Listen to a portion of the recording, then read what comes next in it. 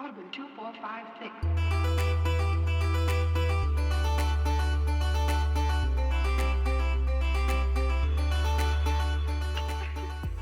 Hello, everybody. My name is Eric, and you are listening to our brand new podcast, State of the Save, which I'm very excited about starting. I've been looking forward to doing something like this with my buddies here for a while. What State of the Save really is it's kind of like a book club for video games. It's kind of straightforward. We're going to play some video games. We're going to talk about them in sections, kind of do some in-depth conversation about the kind of moment-to-moment play through, and just really kind of dig in. It's an excuse to hang out with my buddies. This is all my elaborate plan and scheme. So let's go ahead and meet everybody.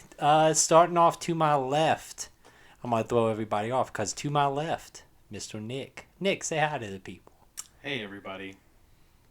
Really, that was it? That's it. Just going to say hi. You said hey, say hi to the people. Here I am. Wow. But high quality content, everybody. To my other left is Michael. Michael, do better than Nick. Hi, I'm Michael Cutts. I've been playing video games for most of my life, which I'm sure a lot of us who are listening to this podcast have. My biggest regret in life is selling a Super Nintendo for $20 to my daycare. This is also an AA meeting, apparently, now. We're explaining our biggest regrets. My biggest regrets start at 5. Nick, please stop me before we all get suspended. My biggest regret is not having a really nice, long interlude like that. You should be ashamed. It's okay. We'll get through this together. Yes, we will.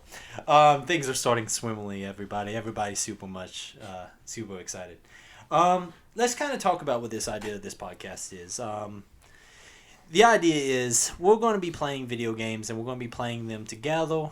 It's, like I said, it's basically a book club. We're going to be picking games. We're not going to be picking the next brand new hot releases. You know, when Cyberpunk comes out, we're not going to be playing Cyberpunk right when it comes out. Or when, Doom Eternal, which, we just had come out. We're not playing through those kind of games necessarily. We're really just using this as an excuse to play the video games we missed, the video games that we're interested in, the things that we'd be playing anyway, and getting to kind of talk through them as we play them, and kind of really having a nice in-depth conversation, something that kind of digs beyond the normal review.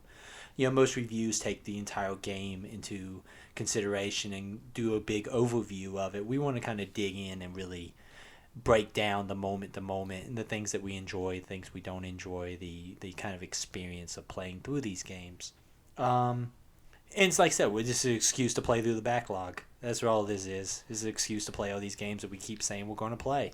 My backlog on my Xbox consists of like 50 games, so this is going to be going on a very long time.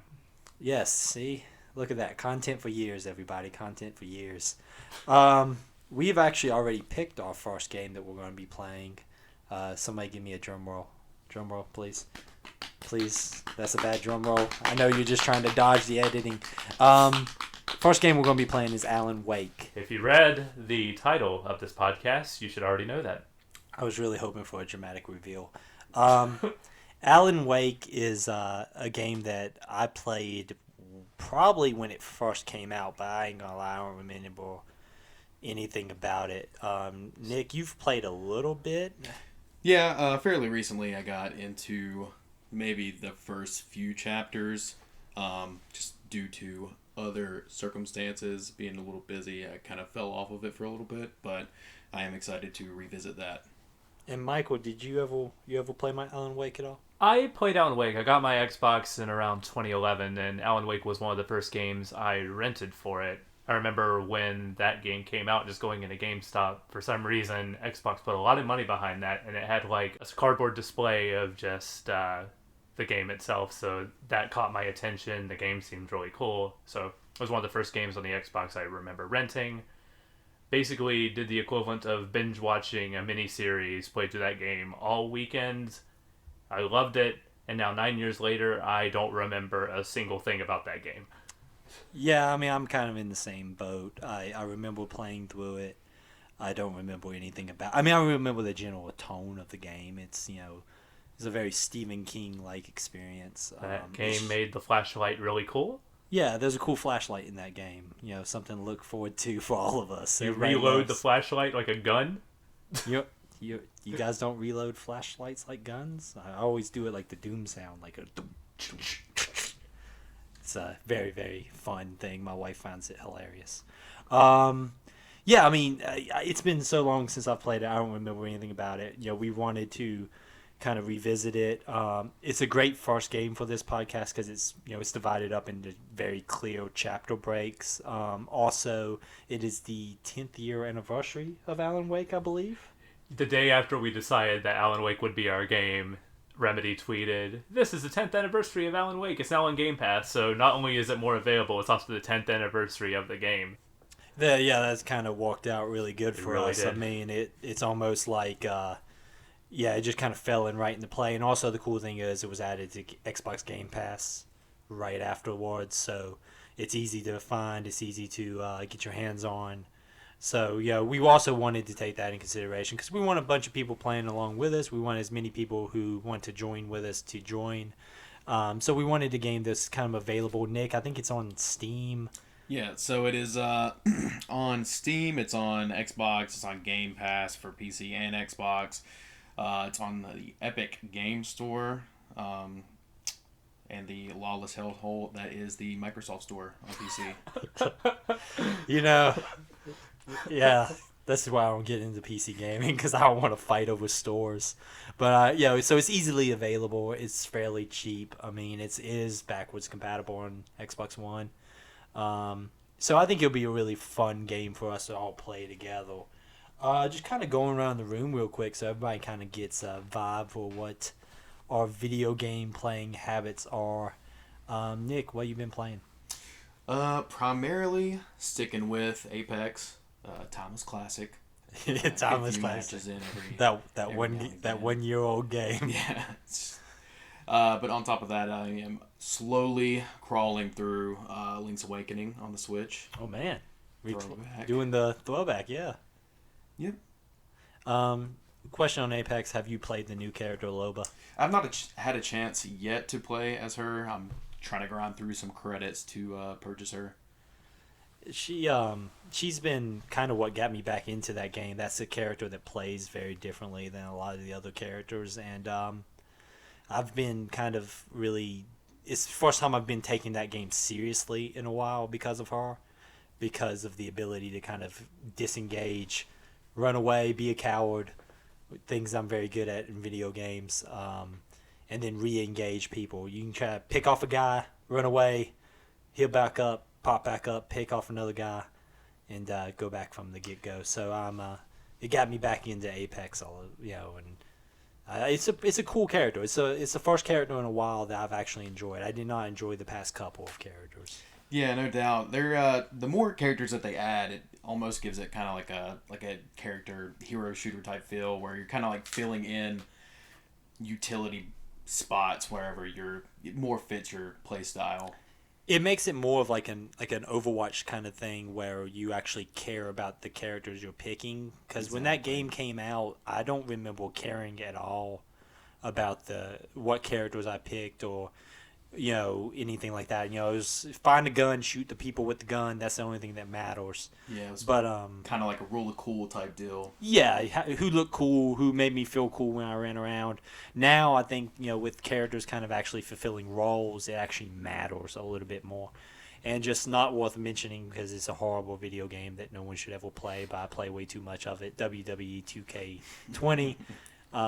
It is the bane of my existence. It is a terrible video game. No one should ever put money down on it, but I play it on a nightly basis. And we have talked to Eric about this, and we're looking for psychiatric help for him as soon as possible. Michael, Mr. Smart Butt over there. Yes. How about you tell me what you've been playing? I've been trying to make my Animal Crossing island 4 stars, which is a lot harder than you could possibly imagine, at least to me. I've thought I laid down enough paths. I built a movie theater on my island and everything, but that doesn't seem to help. I'm sitting at 3 stars. At least I got KK Slider. That's the important stuff right there. But other than that, I've just been working my way slowly through Yakuza 0 and Doom Eternal, and occasionally popping my head in the Super Nintendo classic offerings on Switch, including the Japanese version of Tetris Attack, which is a lot of fun, and Rygar, and one other game that I'm blanking on right now. I feel like my cool gamer points are like significantly lower than you guys because you guys are like, oh, I'm playing through Link's Awakening and I'm playing Tetris Attack and I'm over here being like, I'm suplexing people in WWE. You know, just I feel like my cool gamer points are really, really low right now. I need to run out and go buy like a crazy Japanese only exclusive game. Get a Switch. That really Join is us, just Eric. the answer. Just buy a Switch. Just spend the money, buy a Switch. I will get a Switch eventually. Come to my island. I have oranges, peaches, and apples. I give no cares about your island. I care not for your island, sir. Let's get back to talking about this here Alan Wake game. What we're going to be doing is we're going to be doing basically a podcast every 2 weeks. We're shooting for a Wednesday release date. That's not set in stone. That's kind of something we would like to do, but Wednesday is kind of the goal. And we're going to be playing through for our first session the first 3 chapters of the game. That is that's half the game. It's half the game's length. It should be completely doable. Like I said, we're going to be about 2 weeks is what we're going to be shooting for. A bi-weekly release schedule. That gives everybody time to play through the game. It gives us time to get our thoughts into order and be able to really dig into the game and really enjoy the conversation that we're going to be having about it. Also, you know, life is busy. It's hard to find time sometimes, so we want to make sure that we complete everything and no one shows up being like, I played the first 5 minutes. It should be really fun. I'm looking forward to this a lot. Like I said, a lot of this is an excuse to hang out with my buddies here and us all have a good old time. Yeah. But it's also, I think, is good chance for everybody else to kind of hop in there and, you know, talk about the game among yourselves and revisit some games that you know, that people might not play, people have missed, people have not played in a long time. It's so easy in this day and age of releases where, you know, like Apex, where you can play it for a year and a half straight and constantly be playing that one game, to not have a chance to really, you know, expand your horizons in video games. And obviously I need to do that so I can stop playing that WWE game. Yeah, I mean, how you guys feel? You guys excited? Pretty excited. Definitely looking forward to it.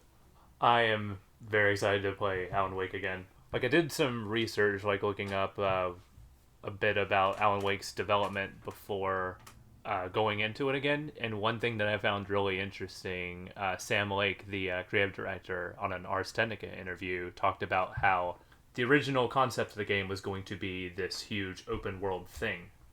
And the chapter element didn't come about until the open world got too difficult whenever Microsoft came on as a publisher. So what they did was they took the open world and turned it into 6 linear stages. So, Something that I remember a lot about that game is those chapter breaks, because at the time, and I'm sure somebody's gonna, you know, be able to pop out, you know, where this game did it, this game did it, this game did it, but I don't remember seeing like a very definitive chapter break. That's not like a level. You know, we've had levels in video games for forever, but this was, you know, like this is an end of this episode. It was like a Netflix style, you know, end of episode cliffhanger. Come back next time, play this game, you know, and we'll give you even. I believe there's even like as seen on Alan Wake, like chapter updates in that game. I want to say that's right. That game molded itself into, the one thing I do remember about this game is that it molded itself into that Stephen King miniseries Twin Peaks style aesthetic. Also, I know that there is live action for video episodes of a Twin Peaks like show in this game. That's the only thing I really remember. And I remember I was fairly young when I played this game, and I remember being extremely confused by them. Just the concept of why would I sit here and watch this weird Twilight Zone episode in the middle of this crisis that Alan Wake is dealing with. I'm definitely going to look out for that this time. Yeah, I don't know how long those are. I think they're pretty lengthy, so, you know, sit on back, grab yourself a popcorn, and enjoy the weird not Twilight Zone.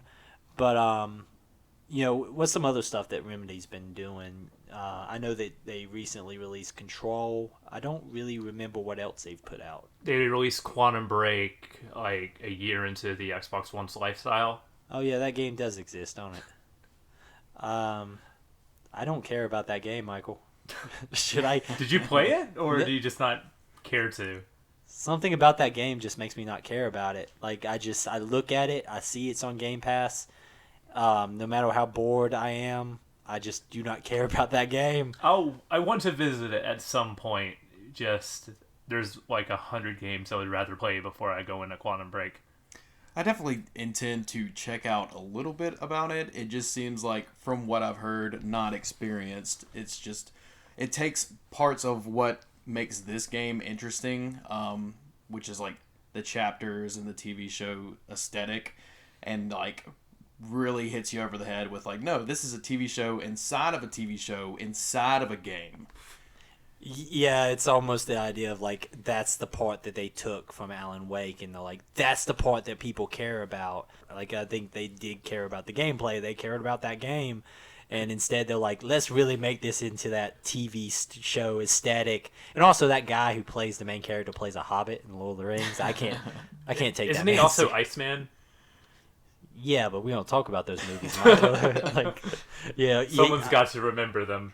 You so go that ahead. We don't make the same mistakes again. So we never again will we make Iceman such a lame guy. But he was good in Lord of the Rings. I mean, I like that. I like him in that particular scenario. Never again in anything else. That's harsh. I don't even remember that man's name. I feel bad for that. Somewhere out there, I hope this comes across his desk, and he's just like, man, people still talking junk about me being a hobbit. Anything else, like little fun facts about Remedy while we're going down that rabbit hole? The only games they made before Alan Wake were Death Rally on MS-DOS. It became freeware in 2009. It's essentially a top-down racing combat game. Kind of like Twisted Metal before there was Twisted Metal. Not really a Twisted Metal, more like if you ever played Combat Cars for the Sega Genesis, something along those lines. Something like Badlands for the arcade. This is the thing you'll learn about Michael. Michael has like a encyclopedic knowledge. I wouldn't go that video far. games. Because I'm sitting there like, yes, Badlands. Badlands. Played that all the time. Street Fighter 2 and Badlands. Okay, look, homework. Go and just look up Badlands and go, oh, okay, I get you. Michael, you know how long it took just to get this recording software to work for me. Do you honestly believe I'm going to do homework, Michael? It's just not going to happen. And everybody knows Max Payne and Max Payne 2, the fall of Max Payne, were released after that. They were seminal games on the PlayStation 2 and Xbox. And the main inspiration for those games apparently came because the developers played Tomb Raider and loaded on the PlayStation 1 and realized the camera was bad. And they wanted to make a game that fixed the camera issues of the PlayStation 1 era. Also, Mark Wahlberg played in a movie adaptation of that thing. That's another thing we don't talk about. Mark Wahlberg. We don't talk about Mark Wahlberg. Max Payne has always been a game series that eluded me. They released like a 360 remake of that game at one point. Really? Yeah, it was like a... If I'm remembering correctly, I could be completely crazy. It was like a... Like a gritty reboot, like, Max is down on his luck again. Oh, Max Payne 3, I think I know what you're talking about. They made Yeah. a third game that was, like, completely different. Like, Rockstar, I think, did that. I want to say that game, I also played that game. But that's, like, in the realm of, like, the Kana Lynch's of the world. Where, like, I see, like, a box art of that game. I'm like, yeah, I remember that. I don't remember anything that happens in that video game. I remember the Game Informer article on that game better than I actually remember playing that game. I can tell you everything that happens in 50 Cent Blood on the Sand, but I cannot tell you anything about that Max Payne game. Is that all you got? That. I mean, that was very detailed. I appreciate that, actually. That's pretty much it. And that's something we're going to try to do with these games. We're going to try to kind of lay the groundwork, because we do want to look at this in a little bit of a more academic as we're going to get, let's be honest with ourselves, philosophy on things. And I think that it'll be pretty cool to play through this. I'm looking forward to it. I did not play Control yet. I know Michael's played Control. I know me and Nick both want to play Control. And I believe Alan Wake has some ties to Control. That's what people tell me. I have no idea. Yeah, again, I've mostly been ignoring it because of our involvement with trying to play this game. That being said, pretty hard to not play Control. From what I understand, it's pretty awesome. It's pretty good. And then Pretty good. I think I've heard that the newest DLC kind of like extrapolates any kind of ties to Alan Wake. Well, Xbox doesn't get that for months, so you have a little bit if you want to jump in on that. Does PC already have the new DLC? I have no idea. Yeah, I think that's a I'm not sure PlayStation at all. exclusive thing. Oh, it's the PlayStation people. Once again, the PlayStation people. We finally got Yakuza, so take that, Sony. Haha. Look at us. We got Gears of War Tactics too. Hey, don't diss that game. That looks pretty cool. Is that Yeah. even on the Xbox? No, it's not. It's still sitting on the PC Game Pass. I don't know why. We don't even have access to our own exclusives. Even our exclusives are timed exclusive somewhere else. Yeah, it's hard. It's hard now to be an Xbox guy. You could just get a PC. It's out there. I could just get a Lamborghini also. I mean, so yeah, there you go. Here are my podcasting money. Gonna buy myself a Lamborghini and a PC. Yeah, but once again, kind of closing down here. This is a fairly short episode. Our regular episodes we're gonna be shooting for an hour at most. You're not gonna try to take up your entire day in life. Maybe something just fun to listen to on your commute home, or while you're cleaning the house, or what other things you do. I'm not judging you for when you listen to podcasts. In closing, about 2 weeks from now, hopefully on Wednesday, we'll be putting up the first episode of our Alan Wake State of the Save podcast. When this goes up, it's going to be going up on iTunes, Spotify, wherever you listen to podcasts. I'm sure we'll press it on a 7-inch or something like that. Please, we're going to go ahead and start shilling. Please, 5-star ratings, reviews, say things in the comments. I will go ahead and say this. If you give us a 5-star review, I will read the review on the podcast. Yeah, thank you guys for listening. I hope everybody has a great couple weeks. I hope everybody joins in with playing Alan Wake. Plenty of places to play it, as Nick was showing, and we'll put down in the comments what places you can buy where you can get the game. Yeah. And yeah, thank you guys for popping on and listening to this here podcast. I hope everybody has a great couple of weeks.